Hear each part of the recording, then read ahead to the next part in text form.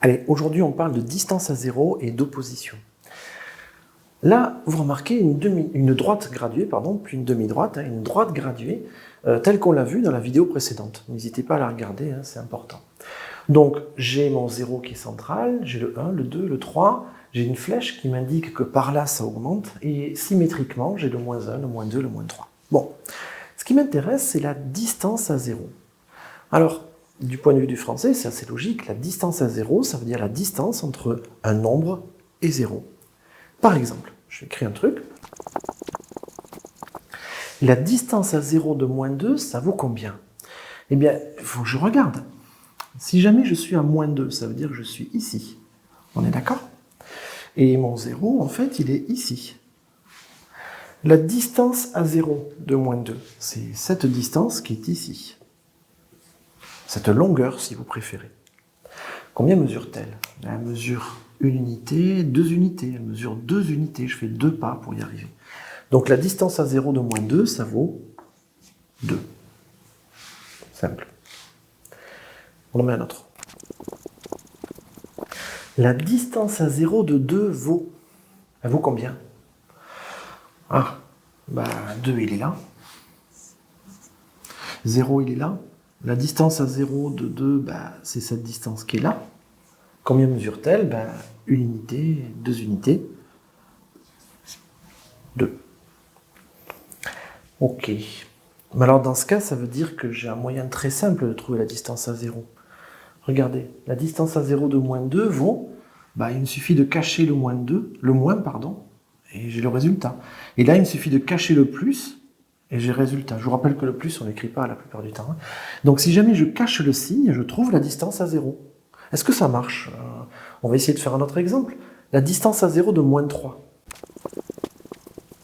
La distance à 0 de moins 3, c'est quoi? Eh bien, c'est la distance qui est entre moins 3 et 0. Donc ça vaut 1, 2, 3. Est-ce que ça marche mon système? Si jamais je cache le signe, ouais, je vois 3. Donc ça vaut 3.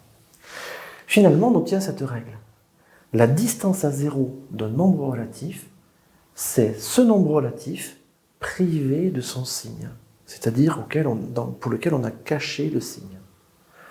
C'est le nombre sans le signe, tout simplement. On regarde l'opposition. L'opposé de 2. Eh bien, si on regarde du point de vue du français, l'opposé, ça veut dire en français ce qu'il y a en face. On est d'accord? Si deux choses sont opposées, c'est qu'elles sont face à face. L'opposé de 2, c'est quoi? Eh bien, si je suis ici, ce qu'il y a en face, c'est moins 2. Évidemment, c'est 0 mon miroir. Là, j'ai une vitre, en fait, qui me permet de faire un système de reflet, si vous voulez. Et donc, l'opposé de 2, c'est moins 2. On a une espèce de rotation, là, vous voyez, comme ça. On va tourner autour du 0. L'opposé de 2, celui qui est diamétralement opposé, c'est moins 2.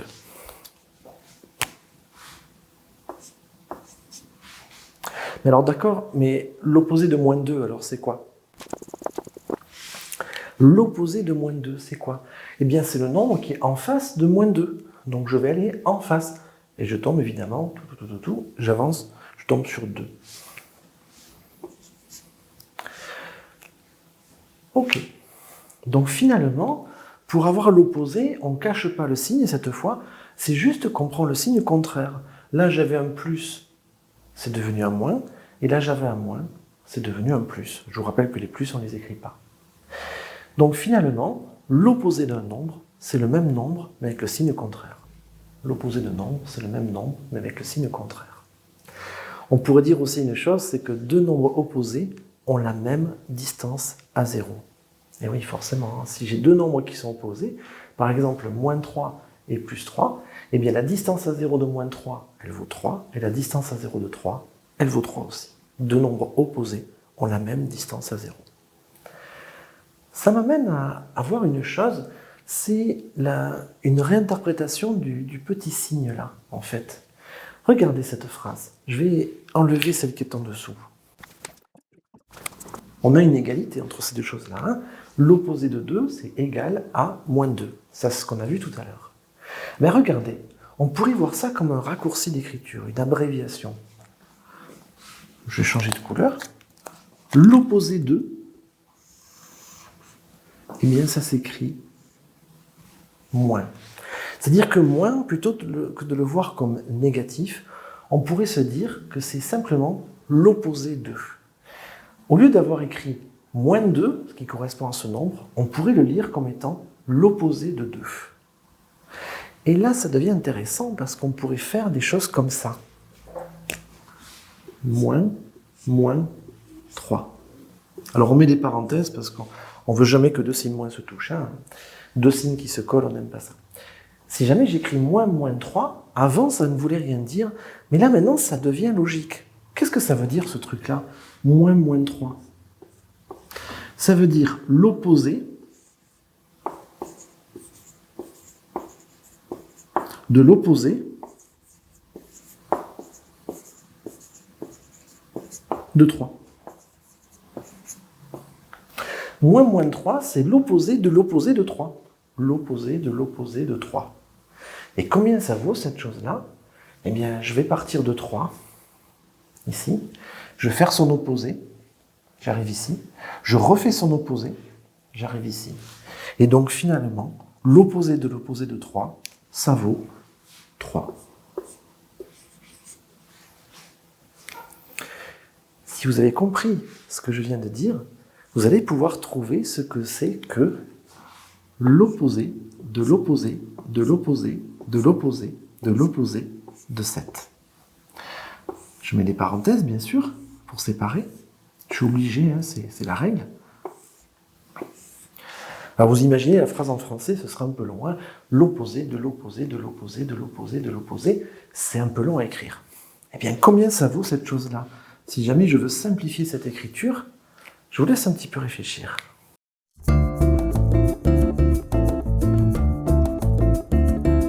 C'est bon? Alors, je pense que vous avez la solution, c'est pas très compliqué. Le 7, il va être par ici, hein, il va être quelque part par là sur la demi-droite, il est plus loin. Il est là, le 7. Ensuite, je fais l'opposé, j'arrive en face.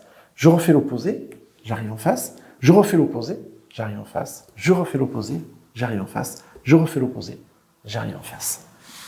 J'obtiens moins 7. C'était un peu long d'aller en face à chaque fois. Les mathématiciens, nous, on aime bien automatiser les choses. Et c'est vrai que le fait de faire les allers-retours à chaque fois, c'est pas très agréable. Peut-être que vous arrivez à trouver un moyen simple de trouver directement la solution sans compter les allers-retours. Est-ce que vous pouvez réfléchir à ça?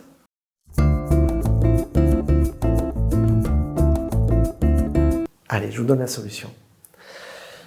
Comment faire pour avoir directement la solution sans compter les allers-retours? Eh bien, regardez, lorsque j'ai deux signes moins, ça correspond à un aller-retour. Deux signes moins, c'est un aller, un retour. Et si je fais un aller-retour, ça veut dire que je suis revenu à la position de départ. Moins quelque chose, je reviens au départ. Autrement dit, dès que j'en ai deux, je peux les supprimer. Dès que j'en ai deux, je peux les supprimer. Et finalement, là, il m'en reste un tout seul, c'est celui-là. En fait, si on réfléchit bien, si le nombre de signes moins est pair, ça veut dire que je vais pouvoir les mettre deux par deux, et donc j'obtiendrai un positif à la fin. Et si, comme ici, le nombre de signes moins est impair, ça veut dire que je vais les mettre deux par deux, il va en rester un tout seul, et donc j'obtiendrai un négatif à la fin. Voilà, donc cette notion d'opposition, je la trouve assez intéressante, parce que du coup on tombe un petit peu sur les notions de pair et impair, et j'aime bien ça. C'est tout ce que j'avais à dire pour le sujet. J'espère que ça vous aura plu, et n'hésitez pas à commenter, à proposer des exemples. Mettez un like si jamais ça vous a plu, ou si vous avez appris quelque chose. Et à bientôt. Au revoir.